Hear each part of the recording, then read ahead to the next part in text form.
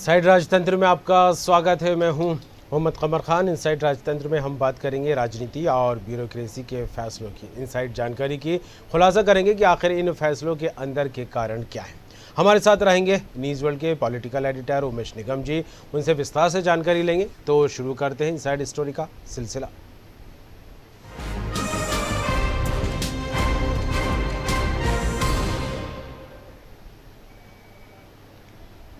सबसे पहले बात करते हैं इनसाइड स्टोरी में कोविड गाइडलाइन को लेकर कुछ एक अलग गाइडलाइन आई है और होम आइसोलेशन में रहने वाले कोविड पॉजिटिव रोगियों की निगरानी के लिए स्वास्थ्य विभाग ने नए सिरे से निर्देश जारी किए हैं। कोविड पॉजिटिव रोगी जो होम आइसोलेशन में हैं उनका Covid command and control centre में तैनात चिकित्सकों के द्वारा प्रतिदिन 2 बार वीडियो कॉलिंग कर क्लिनिकल स्थिति का आकलन किया जाएगा। जांच करने वाले सभी सरकारी और निजी डॉक्टरों द्वारा होम आइसोलेटेड रोगियों की जानकारी सार्थक पोर्टल पर प्रतिदिन शाम 6 बजे तक अपडेट की जाएगी। स्वास्थ्य विभाग द्वारा ये तमाम निर्देश प्रदेश के सभी कलेक्टरों, चिकित्सा महाविद्यालय के डीन, CMHO और सिविल सर्जन को दिए हैं।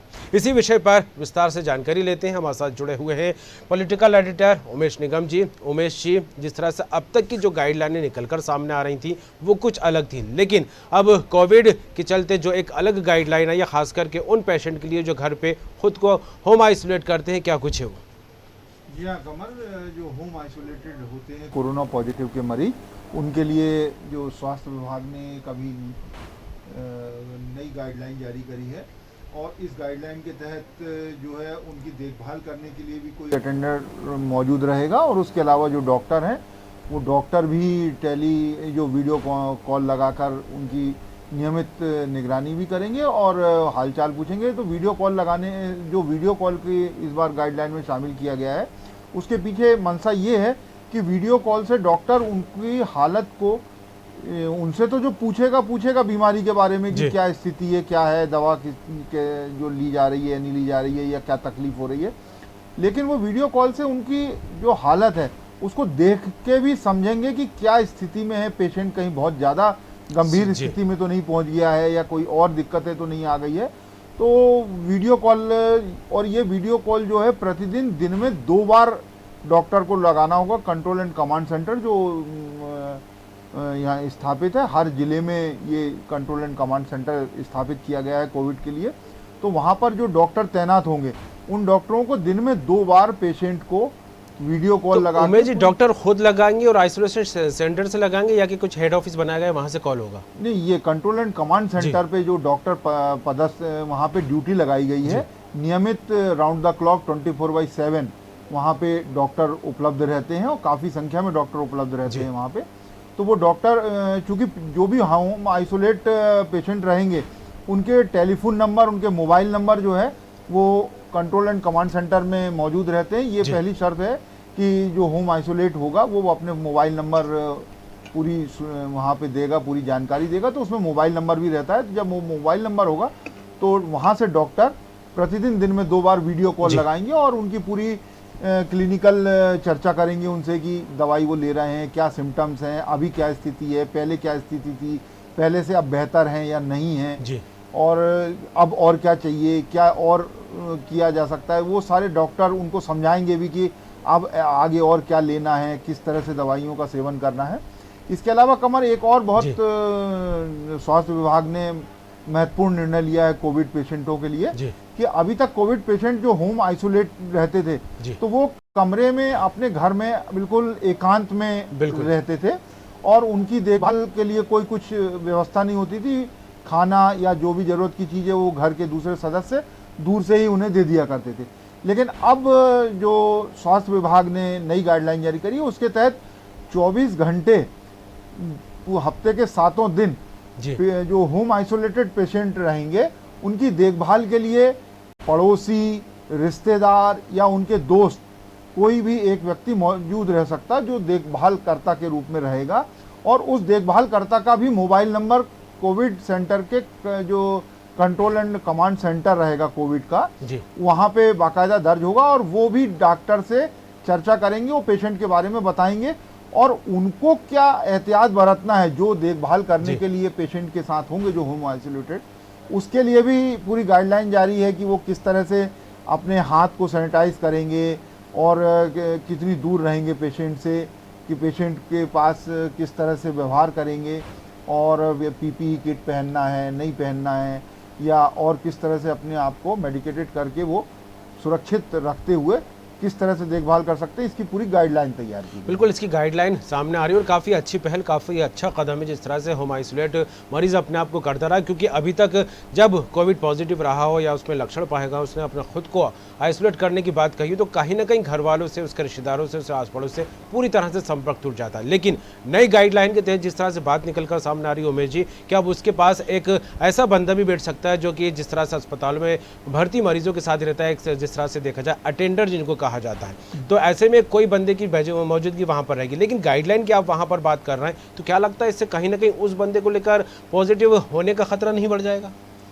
लेकिन उसके लिए जो है स्वास्थ्य विभाग ने पूरी गाइडलाइन जारी करी कि वो पूरी सुरक्षा के साथ वहां पर जाएगा, और सुरक्षा के साथ जाएंगे पूरी सैनिटाइजेशन करके जाएंगे, पीपीई किट के साथ वो रहेंगे, तो इससे वो संक्रमित होने का खतरा उतना नहीं रहेगा उनको, क्योंकि सुरक्षा के सारे उपाय करने के लिए उनको स्पष्ट निर्देश दिए गए हैं। सुरक्षा के सारे उपाय करने के बाद ही होम आइसोलेटेड व्यक्ति के कमरे में जो देखभाल करेगा, जो अटेंडेंट होगा, वो दाखिल होगा, और ऐसा नहीं है कि कोई और भी चला जाएगा। जो कोविड कमांड सेंटर में पंजीकृत अपने आप को करवाएगा वही व्यक्ति केवल अटेंडर के रूप में वहां पे मौजूद रहेगा। कमर एक और महत्वपूर्ण निर्णय लिया है स्वास्थ्य विभाग ने कि जो डॉक्टर, चाहे वो निजी डॉक्टर हो या सरकारी डॉक्टर हो, जो होम आइसोलेटेड व्यक्ति की, जो पेशेंट की जांच कर रहे हैं, वो जो राज्य सरकार का एक पोर्टल है जी, उस पोर्टल पर उनको, सार्थक पोर्टल पर शाम 6 बजे पूरी जानकारी पेशेंट के बारे में अपडेट करना होगी, जिससे कि स्वास्थ्य विभाग को ये पूरी जानकारी रहे कि जो होम आइसोलेटेड व्यक्ति रोगी है उसकी क्या स्थिति है, कल क्या स्थिति थी और आज क्या स्थिति है। तो प्रतिदिन शाम 6 बजे उसको अपडेट करना होगा। जी उमेश जी, इस तरह से आपने एक बात कही है जिसमें ये कहा है कि चाहे सरकारी डॉक्टर हो या फिर प्राइवेट डॉक्टर, उनको उस मरीज़ की डिटेल जो है उस पर अपलोड करनी होगी साइट पर। लेकिन मरीज़ अगर चाहे कि सिर्फ प्राइवेट डॉक्टर से ही अपना इलाज करवाना चाह रहा हो या उससे सिर्फ कंसल्टेशन लेना ही चाह रहा हो, क्योंकि जिस तरह से कहा जा रहा है, क्योंकि कई प्राइवेट हॉस्पिटल्स ने अपने अपने कोविड सेंटर भी बना के रखे, तो ऐसे में उसको लेकर भी कोई अलग गाइडलाइन है कि वो अपना पसंदीदा डॉक्टर से ही बात करें? जी हाँ, बिल्कुल, इसमें कोई ऐसी रोक टोक नहीं है। यदि वो निजी डॉक्टर से भी इलाज कराना चाहते हैं तो निजी डॉक्टर भी उनका इलाज कर सकते हैं, लेकिन इसके लिए शर्त है कि जो सार्थक पोर्टल है, उस सार्थक पोर्टल पर डॉक्टर को जो इलाज कर रहे हैं वो, और जो कोविड पेशेंट है होम आइसोलेटेड जो, तो उसके क्या लक्षण हैं, क्या स्थिति है, क्या सुधार है, एक दिन पहले क्या स्थिति थी जब वो होम आइसोलेशन में गए तब क्या स्थिति थी, आज क्या स्थिति है, कितना सुधार है, ये सारी जानकारी, और क्या क्या ट्रीटमेंट का जो पूरा रहेगा शुरू से लेके जिस दिन रिपोर्ट वो कर रहे हैं उस दिन तक की सारी जानकारी प्रतिदिन सार्थक पोर्टल पर उनको देना होगी, जिससे कि स्वास्थ्य विभाग को जानकारी हो कि निजी डॉक्टर भी जो इलाज कर रहा है होम आइसोलेटेड रोगी का, वो क्या इलाज चल रहा है, किस स्तर का इलाज चल रहा है, क्या दवाई दी जा रही है और उस दवाई का क्या असर हो रहा है। जी बिल्कुल, काफ़ी अच्छी पहल सरकार की तरफ से। जिस तरह से नई गाइडलाइन निकलकर सामने आई तो वाकई उन मरीजों को काफ़ी फ़ायदा होगा जो खुद को होम आइसोलेट करते रहे। और ख़बरों का सिलसिला आगे बढ़ाएंगे उमेश जी, अगली खबर लेंगे जो कि काफ़ी दिलचस्प खबर मुझे लग रही है, क्योंकि टीचरों को ही अब उनको शिक्षा दी जाएगी। उनको जो प्रारंभिक बाल्य अवस्था जैसी शिक्षा को लेकर एक ट्रेनिंग की बात निकल कर सामने आ रही है। और क्या कुछ ये खबर है, इस पर बात करेंगे, हमारे साथ जुड़ेंगे उमेश निगम जी। तो आपको बता दें कि नई शिक्षा नीति के तहत स्कूल के शिक्षकों को प्रारंभिक बाल्य अवस्था शिक्षा का ऑनलाइन प्रशिक्षण दिया जाएगा। नई शिक्षा नीति में गुणवत्तापूर्ण प्रारंभिक बाल्यावस्था देखभाल और शिक्षा को शिक्षा की क्षमता स्थापित करने में एक महत्वपूर्ण कड़ी की तरह देखा गया है। प्रशिक्षण के बाद इन शिक्षकों की मुख्यमंत्री शिवराज सिंह चौहान की महत्वाकांक्षी योजना के तहत बन रहे सीएम राइज स्कूल में पदस्थापना की जाएगी। शिक्षकों के प्रशिक्षण के लिए राज्य शिक्षा केंद्र ने 5 कोर्स तैयार किए हैं। इसी विषय पर जानकारी लेते हैं, विस्तार से बात करते हैं। हमारे साथ जुड़े हुए पॉलिटिकल एडिटर उमेश निगम जी। उमेश जी, शिक्षकों को अब ट्रेनिंग देने की बात निकलकर सामने आ रही है, क्या कुछ गाइडलाइन है, किस तरह का खाका तैयार किया गया है, क्या कुछ फॉर्मेट रहेगा इसका? कमर ये राज्य शिक्षा केंद्र की बहुत अच्छी पहल जी। है। जो मुख्यमंत्री के सीएम राइज स्कूल खोले जा रहे हैं, जो उन्होंने इस बार के बजट में घोषणा की जी। थी और जिसकी शिक्षा विभाग पूरी तैयारी कर चुका है। प्रथम चरण में जो है 15,000 खोले जाएंगे, जिनके लिए 9,200 चिन्हित कर लिए गए हैं। ये जो प्रशिक्षित किए जा रहे हैं शिक्षक, ये शिक्षक जो हैं इनकी पदस्थापना सीएम राइज स्कूल में की जी। जाएगी, जो सीबीएसई के इक्विवेलेंट स्कूल तैयार किए जा रहे हैं। प्रारंभिक जो ये शिक्षकों को प्रशिक्षण दिया जाएगा, ये नई शिक्षा नीति जो केंद्र सरकार के मानव संसाधन मंत्रालय ने नई शिक्षा नीति लागू की है देश में, जी। उस नई शिक्षा नीति के तहत जो है छात्रों की पढ़ाई के लिए शिक्षकों को तैयार किया जा रहा है। जो नई शिक्षा नीति है वो जो है प्रस्तावित जो है शैक्षणिक ढांचे की जी। 5 वर्ष, 3 वर्ष, 3 वर्ष और 4 वर्ष की है। जी। तो इसमें जो है बच्चे जो है 3 वर्ष की आयु से ही शैक्षणिक ढांचे में शामिल हो जाएंगे। जी। वो 3 वर्ष की उम्र से ही स्कूल जो है शिक्षा प्राप्त करने के लिए उनकी शुरुआत हो जाएगी। तो किस तरह से शिक्षक उनको नई शिक्षा नीति के तहत शिक्षा देंगे, इसके लिए राज्य सरकार ने राज्य शिक्षा केंद्र के माध्यम से एक 5 साल का कोर्स डिजाइन किया है, जिसमें शिक्षकों को प्रारंभिक बाल्यावस्था शिक्षा के कोर्स का ऑनलाइन प्रशिक्षण दिया जाएगा।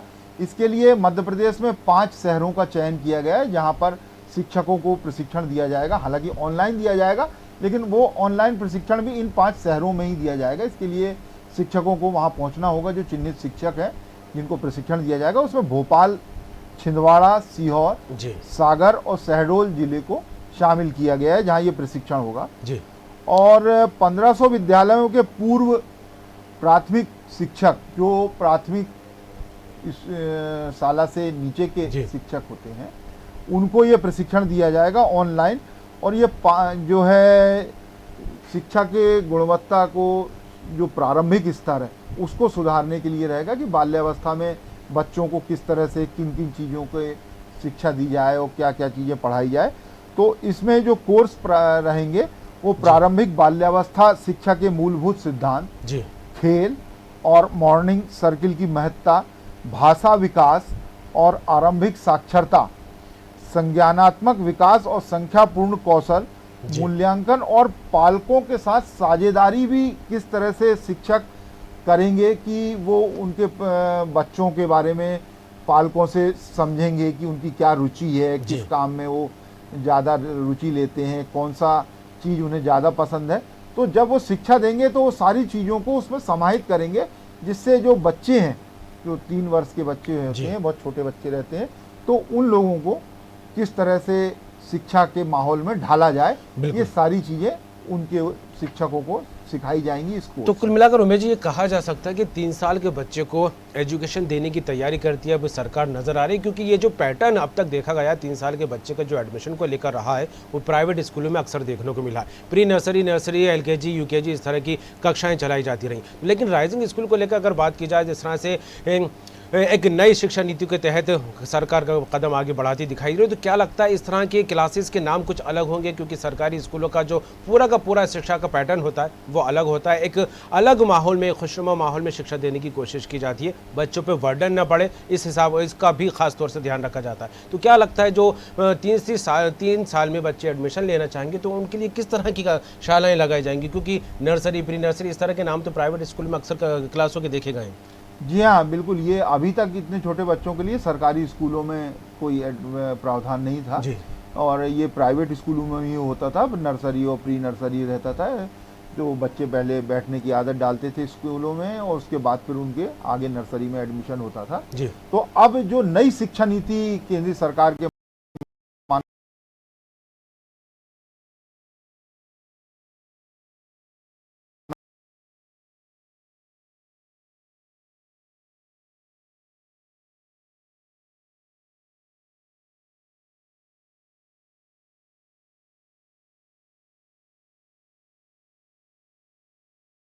संसाधन मंत्रालय बच्चों को जो या कुछ और रखते हैं, तो वो कुछ शिक्षा से जुड़े ही कुछ नाम को चयनित किया जाएगा, उसका निर्णय शिक्षा विभाग जल्दी लेगा। लेकिन अभी जो है वो शिक्षकों को तैयार किया जा रहा है कि वो शिक्षक बच्चों को किस तरह से पढ़ाएंगे, किस तरह से शिक्षा देंगे।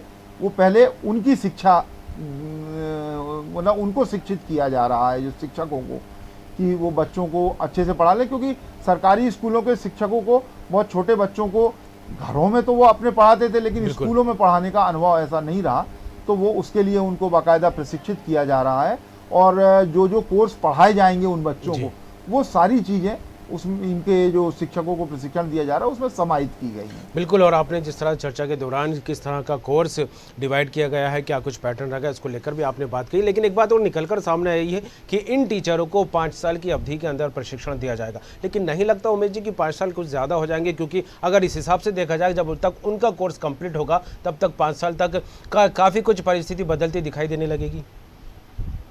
5 साल की अवधि जो है उसको अभी सरकार निर्णय ले रही है जी। तो उम्मीद जताई जा रही कि ये अवधि कम हो जाएगी।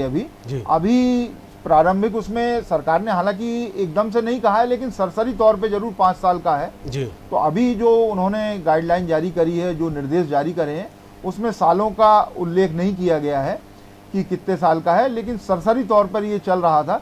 तो हो सकता है कि इसमें राज्य सरकार आने वाले दिनों में प्रशिक्षण की अवधि कम कर दे और कम समय में ही शिक्षकों को प्रशिक्षित कर दे। चलिए बिल्कुल उमेश जी, और अगली बड़ी खबर लेंगे, लेकिन उससे पहले यहाँ पर एक वक्त छोटे से ब्रेक के बाद हाजिर होंगे और बड़ी खबर पर चर्चा जारी रखेंगे।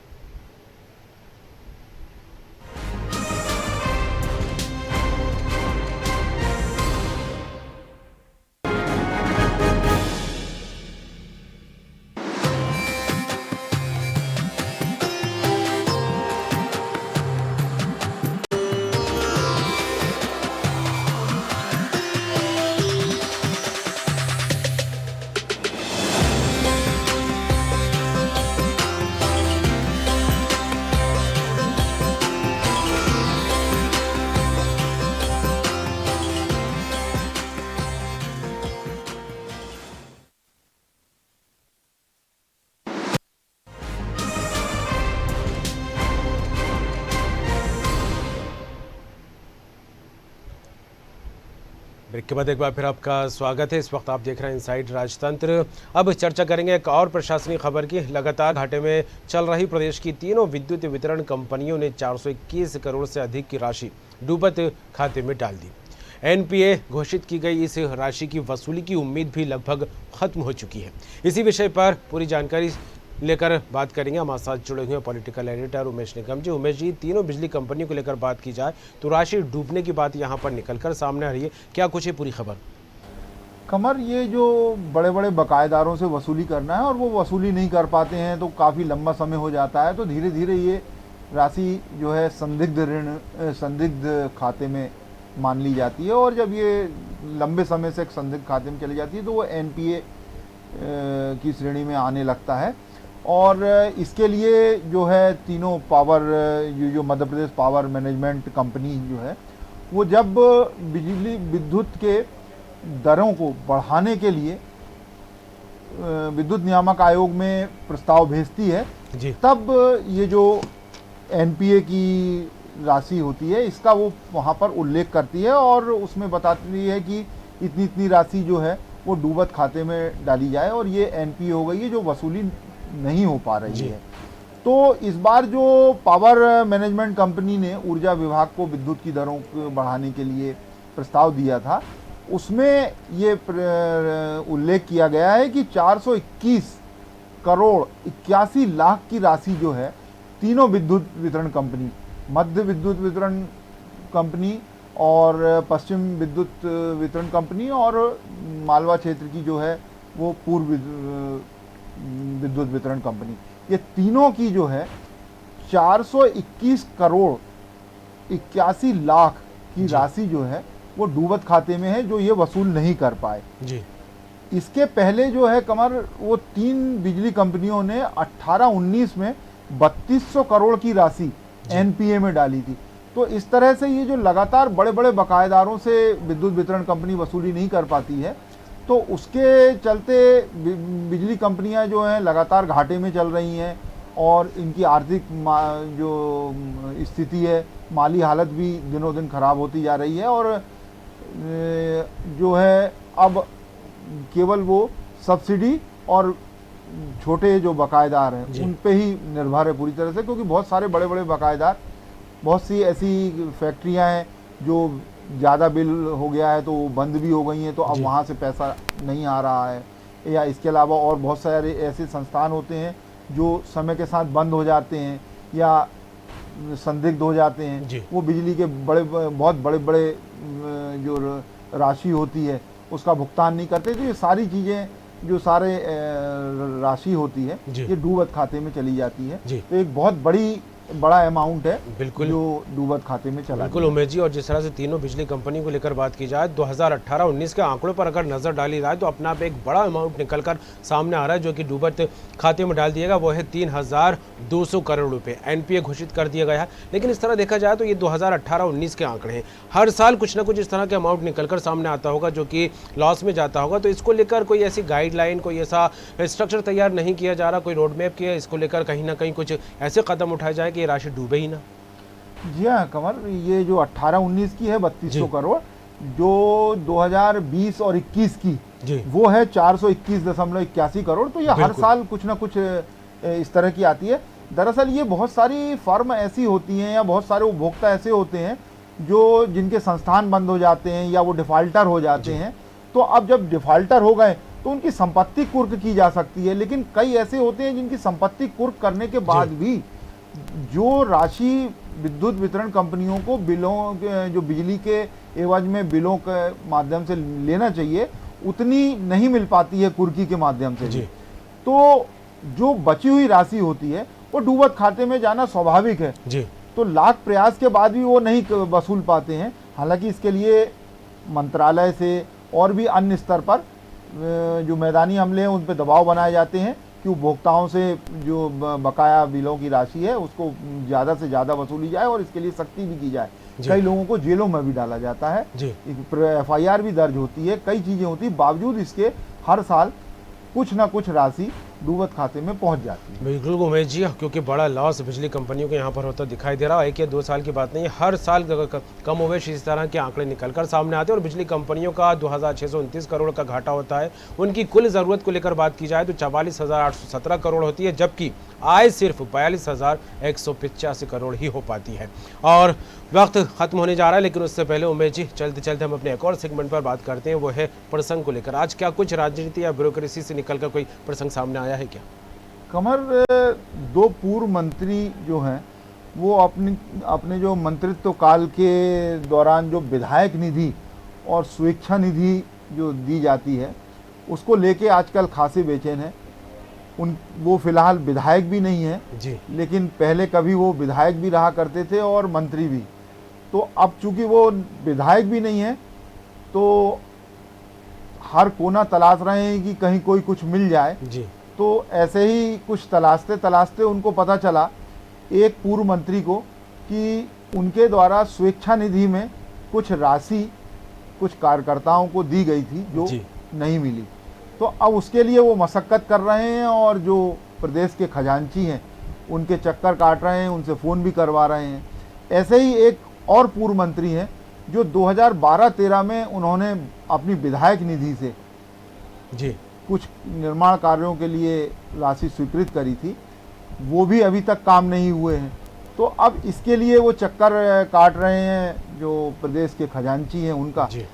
तो जो प्रदेश के खजांची हैं उन्होंने संबंधित अधिकारी को फ़ोन लगाया और बोला कि भाई ये पूर्व मंत्री जो हैं दोनों, इनके स्वेच्छा निधि और विधायक निधि की राशि का जो मामला है इसको सुलझाएं।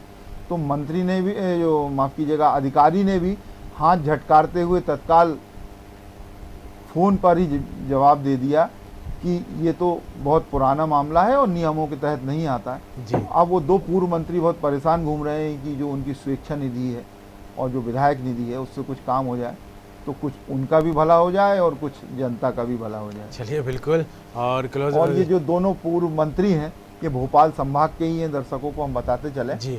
और एक जो है वो आर्थिक मामलों के जानकार हैं और दूसरे पुलिस महकमे की कमान संभाल चुके हैं। चलिए, बिल्कुल काफ़ी महत्वपूर्ण जानकारियाँ आपने कई खबरों पर लेकर दी आज उमेश जी, और जिस तरह से प्रसंग को लेकर भी बात कही है, तो ऐसे ही कुछ और प्रसंग लेकर कल फिर हाजिर होंगे इनसाइड स्टोरी में। आज बस इतना ही, कल फिर मिलेंगे राजनीति और ब्यूरोक्रेसी के कुछ नए फैसलों की इनसाइड स्टोरी के साथ। तब तक के लिए फिलहाल दीजिए इजाज़त, बने रहिए।